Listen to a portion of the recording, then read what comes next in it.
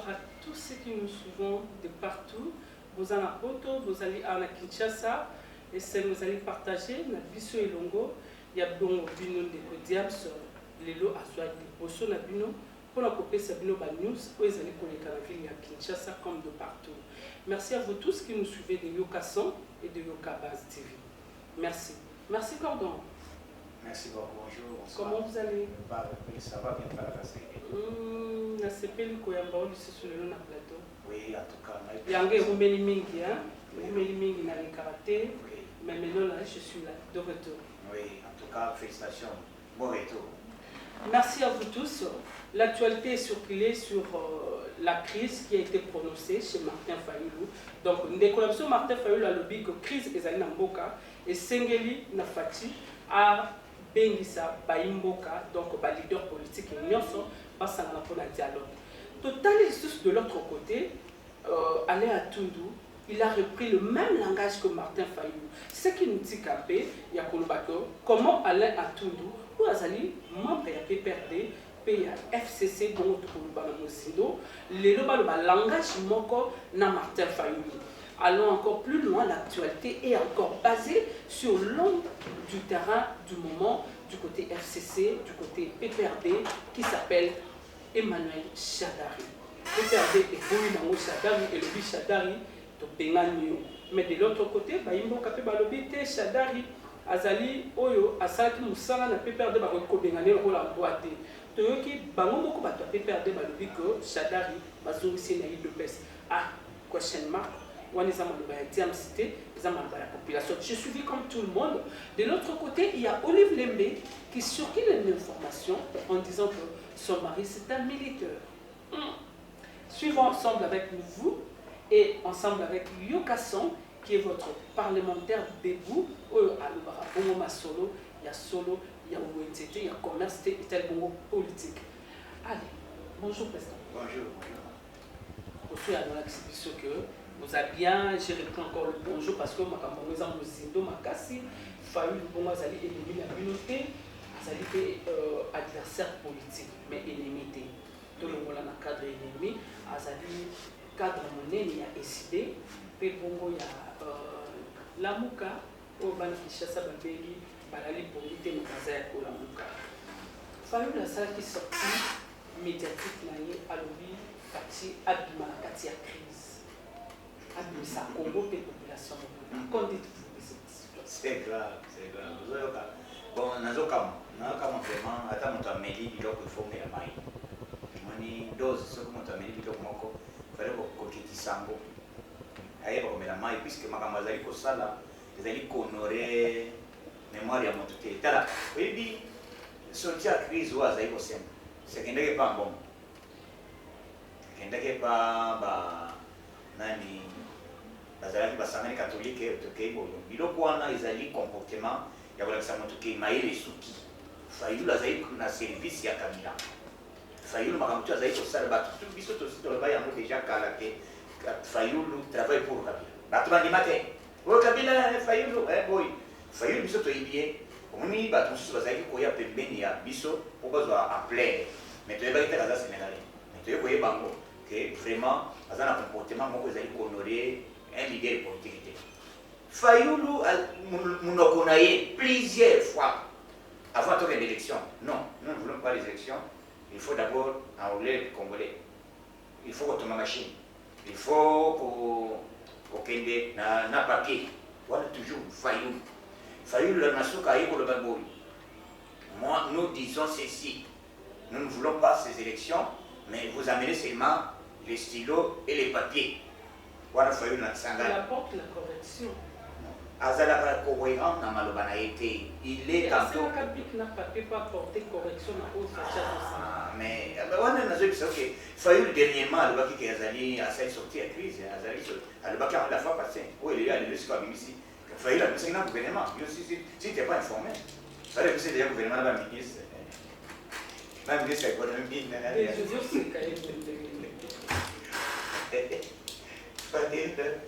Voilà, le ministre de la Santé, on va faire l'étranger. Chargé à faire l'étranger.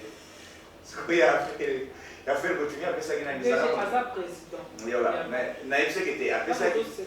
Et nazo le makambo nazo biso que était après ça qui a après ça il va billet à la que c'est na gouvernement. À la vie ça na bonganga ça chargé à faire l'intérieur na final. À remplacer je vais Cameroun. Mais c'est de l'intérieur. Et on te parle de ça. Aya bwana pasi kabone sikaza na ibakite asko nani bakuedeye police nini kwa bana travailler parce que waza ministère de l'intérieur fois la police pour la police ya Fayulu na éviter ça la population. Ah voilà donc Fayulu au moins ba tsusu langage ezali passe on dit le langage simple ezali que il y a des termes politiques autre bato maîtriser bien politique était ce qui a zéro qui la matière politique alinaka sa biloko asalite amoni ke akendaki ampere de vitesse biloko asalaki lelo akomi kosuka bato azalaki na kosa ya komema trouble failli travailler na niveau ya ba-européen entre autres ba-français na ba-belge basalaki cop peut-être pour ici bamona échoua nde balobi ke failli ne mérite pas azali comme politique te puisque biloko tosalaki na ye toyebisaki asala yango asala soulèvement populaire akoka yango te donc biso peuple congolais na biso idps tozali koyebisa Fayulu bon sorti à crise aux senga puisque yo c'est crise oui mais on le baki et tout c'est pour aider le président de la République non madame nous avons dit que Fayulu a le baki sorti à crise donc crise le président il y a pas résoudre président ça résoudre déjà crise na appel ya ino sacré puisque crise il n'a même ce que c'est la première fois et le fatia sali les autres Fayulu a dit qu'on dit matin que Kabila on n'est pas tout le monde sur les colliers bazem c'est Kabila qui dirige Kabila zaki na popo na Fayulu ba mindele ba yeba ka c'est Kabila qui dirige Congo Kabila zonga à tout moment mais lelo tala lelo Kabila fatia a effacé les tableaux ni FCC ni la Muka parce que tout le baka à l'époque biso il est pèse c'est que dans mon dès qu'il est au pouvoir opposition à Congo et tout ça ko exister tala lelo opposition da place ni Fayulu a zo ko sa opposition ni Kabila l'opposition était déterminée na carte assemblée nationale. Mais automatiquement, les alliés, c'est pas constitutionnel.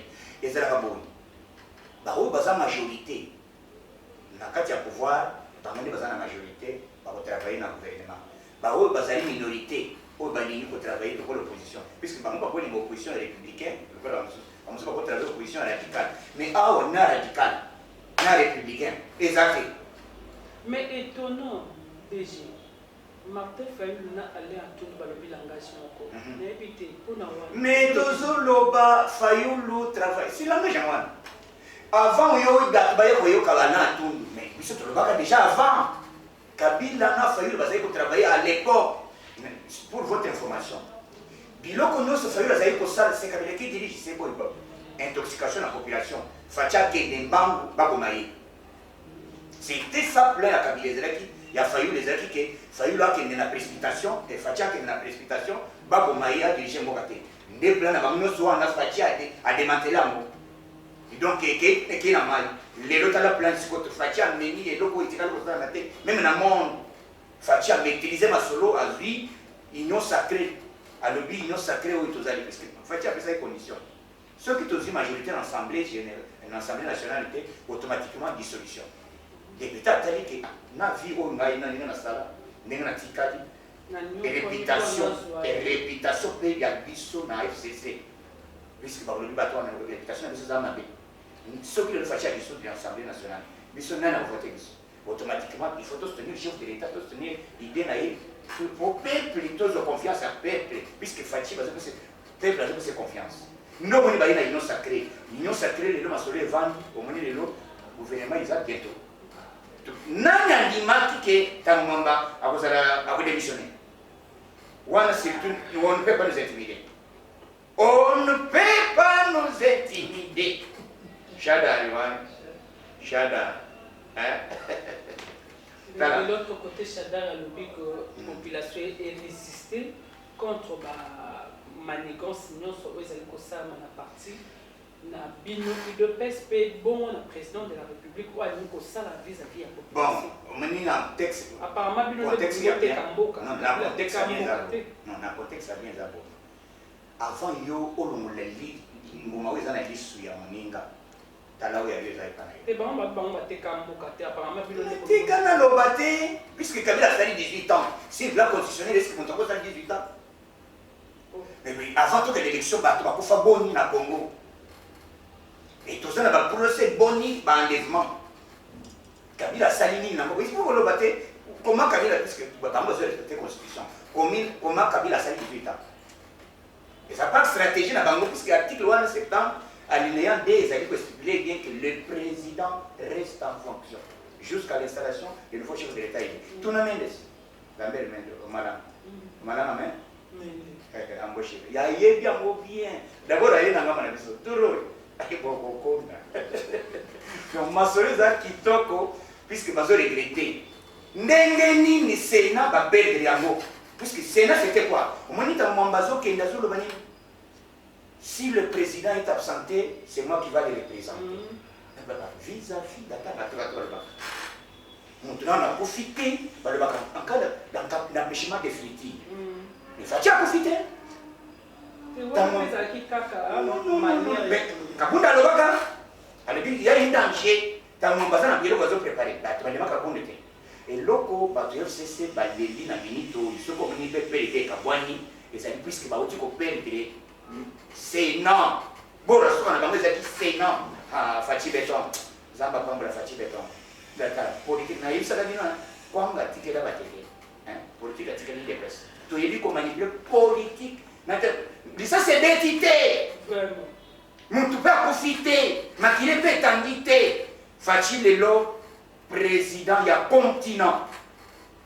Mobini. Coup de chapeau à vous, notre président de la République, Nabongo. Fachi Beton, Oumela Nayo. Oumela. Donc, c'est la nous a vraiment honoré valablement.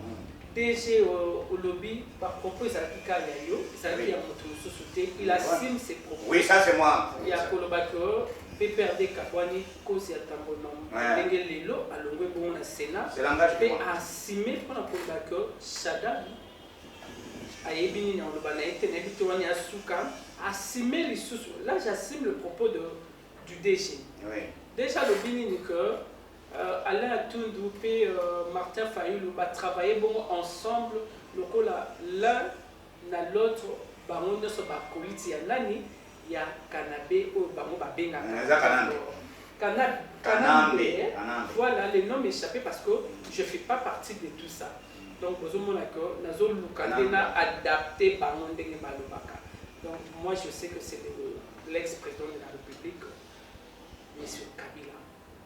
Famille a travaillé pour la Kabila. Et mon copain a travaillé pour la Kabila. Biso Nyosowana. Pamba. Pourquoi? Parce que c'est Fachi Beton qui est le président de la République actuelle et qui assume le Congo, qui assume ses actes, qui assume ses paroles. Merci à vous Fachi Beton une fois encore de plus de nous avoir honorés pour le poste que vous venez de décrocher. Président, oui. Na seki lisusu bana kin ndenge président lobi que totika kwanga na bateke. Politique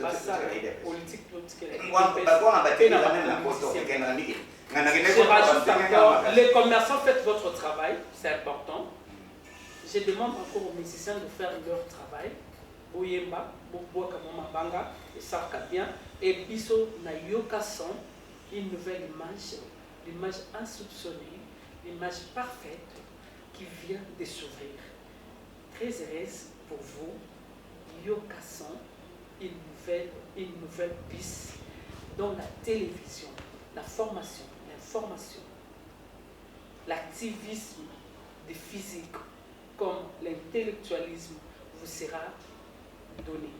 Suivez-nous sur TNT, Bozana Bisso ensemble, Bozana Bisso na YouTube, Yoka Son, Ola Bisso et Togo Sanité, Yoka Base, Oezali Bongo, Kokambama, na show. Show ya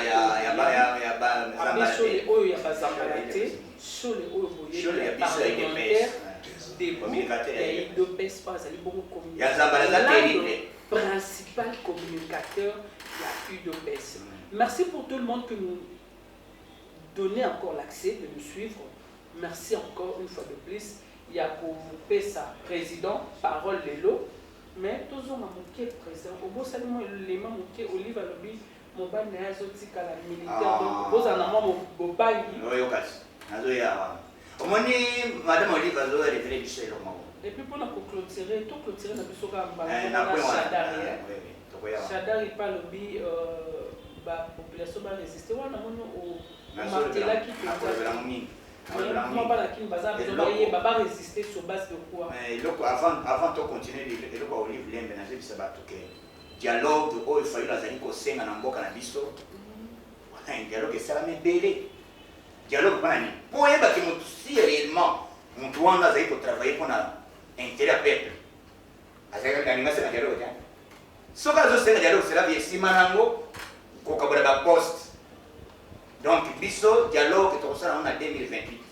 Pour année puisque awa fachi to déjà mandat moko awa, on mani mandat to suit. D'abord, 2 ans, il y a 2 ans, il y a tout récupéré. 2 ans, puisque tu as Katia. DG,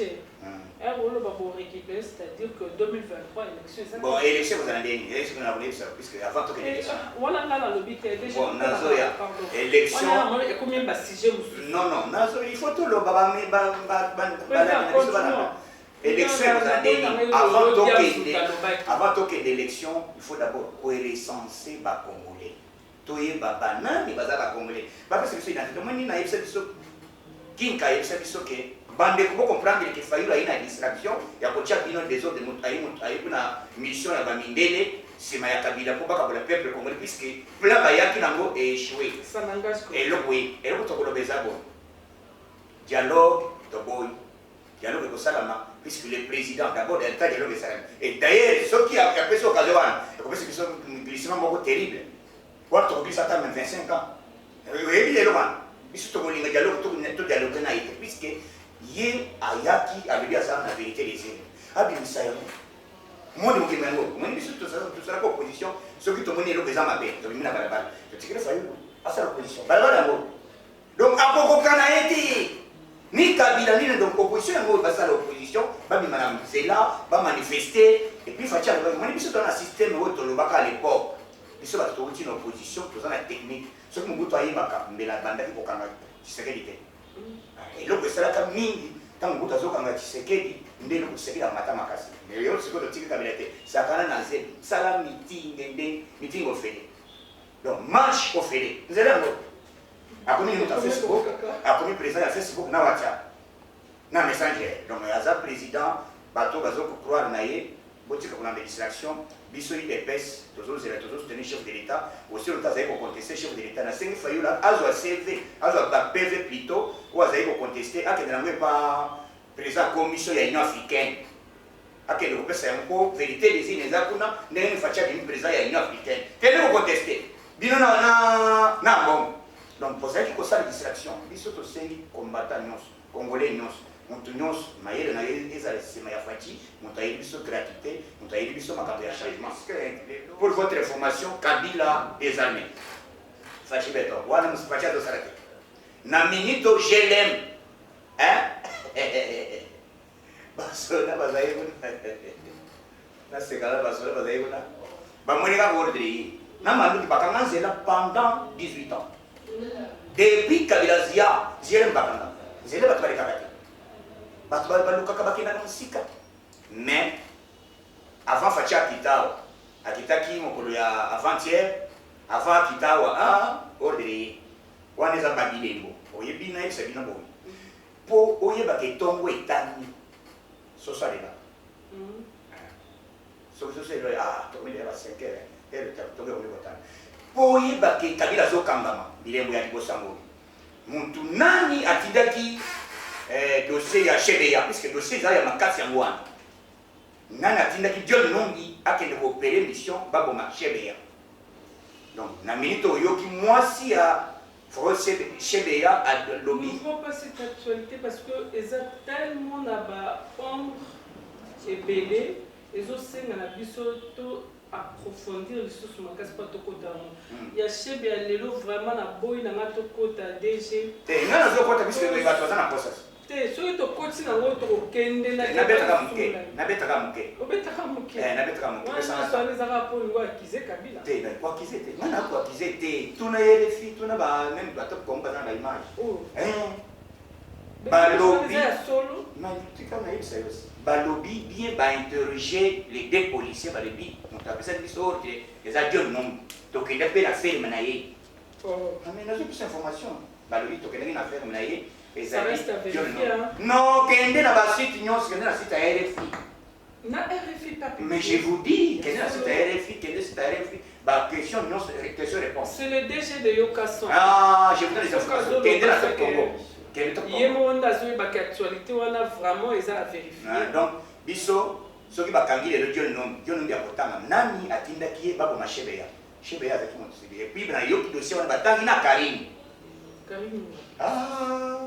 badossier singama tembele mais je vous donne des informations yo kokoka biloko wana tika na loba wana eza tikana na masolo na biso kwanga tikela batiki politiki tikala biso donc minute oyo oyo tozoloba bandeko nyonso bazala kimia soki lelo bakangi Kabila ce n'est pas Félix Tshisekedi Tshilombo puisque Félix Tshisekedi mokolo babomaka chebe tozalaka te tozalaka na opposition mokolo babomaka basalaka fausse commune donc lelo likambo ya des experts ya ONI biso tozalaka te wana eza badossier moko juridique etali likambo ya te que puisque toza na passation du pouvoir oyo tosali likambo ya tosalaka na coalition mpe efe pouvoir donc mutu na mutu akorépondre na dossier na ye mutu oyo tozali kutu na ye proche vital camer akei donc tozala kimi lelo madame Olive Lembe zala kimia mobali na soka aza très fort aya soki ezali ngomaka esili mbeli biso tozala lelo te biso toza bamibali totelema à l'époque totelema d'abord Mobutu tokende na Mobutu tinde kadoko bayawa baye na limete bazalaki ilalaki ntongo yo bazwa Etienne Tshisekedi mona bakei kozongisena kabeka mwa biso toujours toza lit tobanda yango donc lelo Kabila ye asentir ayebi yo kaso bien aleka bakata banzeta donc biso tokoki kobanga te et puis toza na pouvoir armé toza nango nyonso toza nango eloko toza nango besoin ndenge faci alingaki asala lokola tie justice na liboso c'est la justice qui lève une nation lokola justice ekoti na mboka na biso bozala kimia moto moko akolela justice liboso aza te moto nyonso akozala redevable devant la justice akende korépondre baacte na ye asala etali likambo ya te ko puisque eza chasse à l'homme te mpe ezali règlement de compte te bozala kimia c'est bientôt so ezobeta donc tozala posé madame Olive Lembe bengisa mobali na yo aya kosikobunda donc bozala kimia bobanga te mais alobi aza sodas soki bakangi soki azolo baza sodas cela veut dire akobunda donc biso na bino toza même moral tosoutenir le chef de l'état tozala derrière mokonzi ya mboka biso UDPS likambo akoposa premier ministre ndenge nazobeta lisusu wana ezali pouvoir discrétionnaire ya chef de l'état bakotaka biloko wana te tozala kimia mokonzi akonome déjà na mois de mars bakonome déjà bakoinvestir déjà gouvernement mais d'ici semaine prochaine kombo ezondima déjà wana eza pouvoir ya ye moko moyen totanga kombo na média tete ata nayebi oyo nasala donc non wana eza pouvoir ya ye moko ye mais oui nazoyebisa kete wana eza pouvoir ya ye moko ye mai akoloba yango akobimisa yango ministre tolobi bato bazoyi na kati ya union sacré botika habitude ya bino boya nango bozaka nango bokota na idéologie ya président de la République d'abord pour votre information moto arévélé barévélation ya bien ezali Gentili Ngobila abengisaki presse alobi nazoyoka ke balobi yokason plutôt nateki Gentili Ngobila ateki zamba alobi nateka zamba na pouvoir ya Faci Beton sina kokangama à l'immédiat donc biso bakongolais biso bacombattant biso bandeko nyonso ya RDC mobimba tosoutenir mokonzi ya mboka tolingana mokongo moluba moswahili mongala bete na bete pourquoi bato bamonaka même lelo bazali koyina bazali kotribalize biloko pourquoi nazalaka na shol pourquoi nazalaka na gili pourquoi nazalaka na bango bato balingaki IDPS ezala eloko moko oyo baloba donc IDPS ezalaka baloba te IDPS ezali ya bikolo nyonso donc biso na bino tosimbana totonga ekolo na biso mpona bolingo ya Congo mpona bolingo ya Faci Beton ndenge bapesa biso gratuité enseignement c'est ça le moment oyo tokolakisa déjà ke union sacrée yango oyo yango oyo.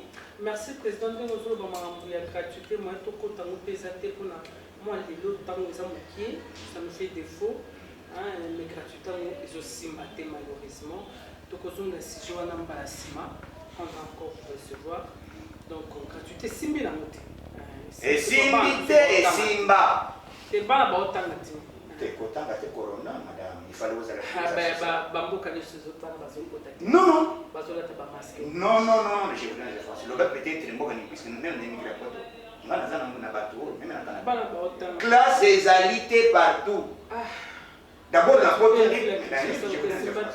awa bakotanga d'ailleurs komisa nzambe d'abord yoka na yebisa komisa nzambe puisque lelo biso nzambe na pouvoir ya faci omoni quand même maladi wana eye efrappe ni bato ndenge ezalaki te lelo kini ezali donc makambo esalami tozoyoka déjà bapekisi monsieur d'abord faci beto apesi orde tous les ministres que les personnes bougent tous les ministres sortants kobima te ongai oli bakonga avanda wana otangika kombone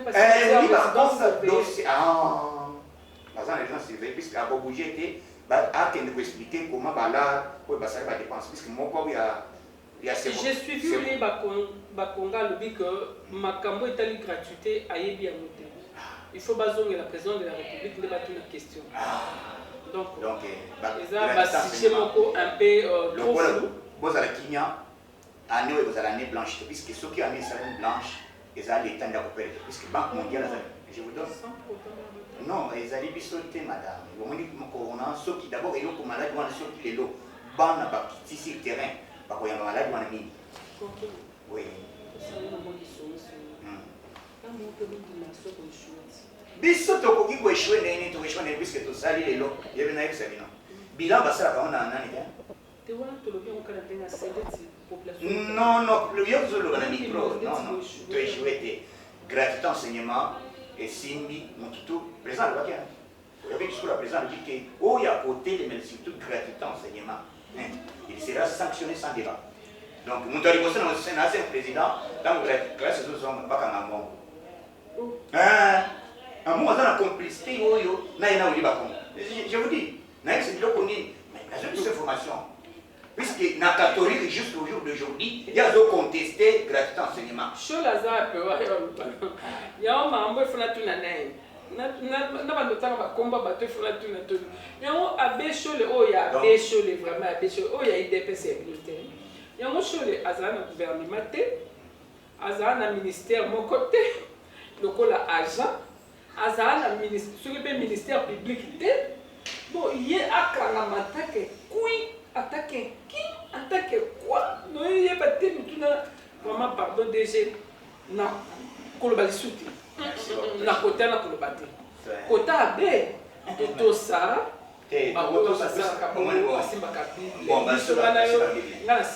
basimba kabili yo osalaka politique omoni eloko ezali il faut kokota na idéologie donc basala nzambe c'est bien mais ntango ozokota surtout bapropos na yo non kobanga te c'est lui oyo azali kogande biso nzeza nzambe kolanda makambo ya sultani te noni te kobanga te biso tozobanga nde nzambe moto akele bato to wana c'est Dieu lui-même l'éternel alobi topesa tosama mais makambo bazali kosala je vous dis pour votre information comportement ya baevêque tout baleka na Congo oyo aleka ya mbongo ya mbala oyo je vous dis que eza eloko etikala kosala te meme na monde akota politique musisa ya lamuka na ndenge ya kotuna te je vous dis et puis bato wana catholique bakombata biso depuis kala depuis CNS conférence souveraine nationale à l'époque ya Etienne Tshisekedi Mulongo je vous dis et tuna bato ebele bayebi dossier wana ya Mosengo batibela biso makambo wana biso nasengi bino peuple congolais lelo naza devant micro ya koyebisa bino ke faci akoeshue te puisque faci aza na nzambe aussi on t'a besoin de complot à acheter faci azomaka ngai nazochite na dossier na maloba na ngai ya lelo boye pouvoir ya faci avant asilisa yango na mandat na ye puisque mandat oyo ezala na transition tokoti siko mandat ezokota na union sacré tokoti tozobanda kopesa président occasion volonté faci aza nango faci azoloba awa bazosala déjà bazosala chemin de fer projet wana bakotia ba TGV kobanda donc république mobile awe kozala na Kinshasa ba déjà au quotidien ba sujet on a olinga tika nazo pesa na pesa biloko cette population en dépend de tout ce que vous mais c'est ça le social les hommes Moussala quand vous travaillez donc congolais non se soutenir chef de l'état mon konzambo a besoin il y a soutien à bino azana volonté loko ezanga ki kabila à l'époque pour asala mboka abongisa mboka na biso pendant 18 ans azala kana ngo ezala ki manque ya volonté politique mais fati azana volonté ya que peuple na ye asepela donc tous à la Kinia tous soutenir mon konzamboka tout le monde derrière l'idéologie à Fati Béton les peuples d'abord non les ventres d'abord zamba battre bien tout aussi comme ça merci beaucoup le peuple d'abord un mot de plus pour na yoka base. Merci beaucoup. Ah oui, Yoga Base, on est sur la chaîne Abisso, et la chaîne il y a l'un des combattants, il y a des communicateurs, il y a Abisso, il y a IDPS. Puisque tant que le show, il y a un banc de show, il y a show, il y a IDPS. Vous allez communiquer, il y a un cas, puisque vous allez faire des choses. Ils sont, on dit ça. Ceux qui le show, je suis fier. Je suis fier. Il y a un Sholi. Et ça, il y Simba. Ceux qui le Sholi, les Africains, je suis fier. Na kuiko za monter ma bete les lochos les na komi ko yina Sholi. Montazo ina. Oni biro kwa kindo kizandeni. Balinga kiba check tribalisme. Na ni biso mara. Balinga check tribalisme ya niveau kindo kimakasi. Mais le code biso tozana stratégie na bwani ya moto maîtriser bilo kwa. Sholi, Gili, bangoni os bat tout tozana bango même moral. Donc, tout Simbana, c'est ça le moment, tout communiquer, ma solo il y a parti, tout communiquer, ma camonie, les collègues, tout soutenir le chef de l'État. Bah, tout va dans la poste, à quoi un message. Chez nous, les chaînes, Bolandaka, Boss abonné, tout que les bossos. Bah, oui, bazana yoka son TV, bazana yoka son délit de presse TV, Bolandaka, Malobani, puisque ah, vous avez Bolandaka, ma solo, n'engue sengeli. Tout Simbana, c'est ça le moment, tout Simbana. Merci beaucoup et à très bientôt. Merci beaucoup. Au revoir. Au revoir. Awa Tozana Boulevard, poids lourd, entrée Ndolo, numéro 37. Awa Tozote Kaba produits alimentaires en gros et en détail. N'a pris à le peuple d'abord, maison les greniers, prix à moins cher. Fati Béton, Tolia, Totonda. Bana Congo, bana Mikili, monde entier, Mobimba, Baoui, Balinga, Walanda, Yokason. Tala Mokili, Moni, Ozo, Kate, moi, Loko Ezali. Donc, chez papa Laurent, na maison les Créniers, na maman, na nous, Okokoma wana, so komi, Okomona ba prix, Oya Babiloko, même niveau, ya Bruxelles. Donc, produit, on est toujours à Bruxelles pour en désordre. Kende, Kuna, Yomokomi, son les témoins. Kovandate. Pour ça, on vivre qui vivra verra. Tant que comme yo comprendre que te, ma soeur est à l'indéngénie. Kolia kotonda, nyata borto, Fati Bé.